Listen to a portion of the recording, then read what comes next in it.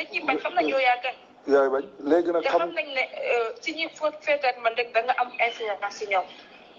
merci beaucoup. ñi nekk ak man yëpp dañoo am influence si ñoom. léegi nag loolu la ñuy bañ parce que boobaa seen diil dafay yàqu léegi nag xam nga lan nga mën a def taxawal oole ne leen gis ngeen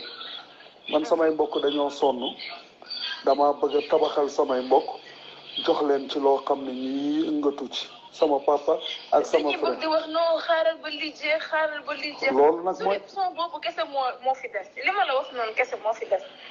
sinon dañ lay bëgg di wax non xaaral ba mu jeex instant bi on peut pas donner de l'argent je sais pas parce que loolu lañ lay bëgg di wax man je comprends leen réaction bi nga nekk de mais li ma la fi wax rek moo fi des. waaw xam nga nag loolu ñu lay xaara danañ la xaar mais lii ma la wax denc ko ëllëg wallahi lazim di nga toog ne ay suma yëgoon wallahi lazim man la mais pour l'instant damay toog xool su ma gisee benn je sais pas studio ba dem ndax leen après ne leen sama gàlle laata man moom maa ngi nekk di jënte loolu je ne sais pas man je ne sais pas ah waaw mu ngi noonu doy na waar de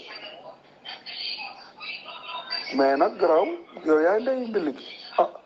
yaa xam lu la arrangé ak lu la arrangé wut waaye man de dama bëggoon. le fait d'être ici ne me plaît pas su ma leen woowoon tey ne leen dama bëgg ngeen defar suñu waa kër bi dañuy wax ne on peut pas faire ça maintenant surtout ñi ngi wax ay waxu complot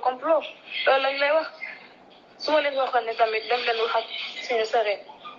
suñu kilifa bi fi ne duñ ñëw parce que xam nañ am nga influence bi duñ ñëw waaye léegi yow léegi toogal seetaan ma man danaa dugg ci mbir. inna lillahi wa inna ilayhi raji'un di jaale Sénégal yëpp.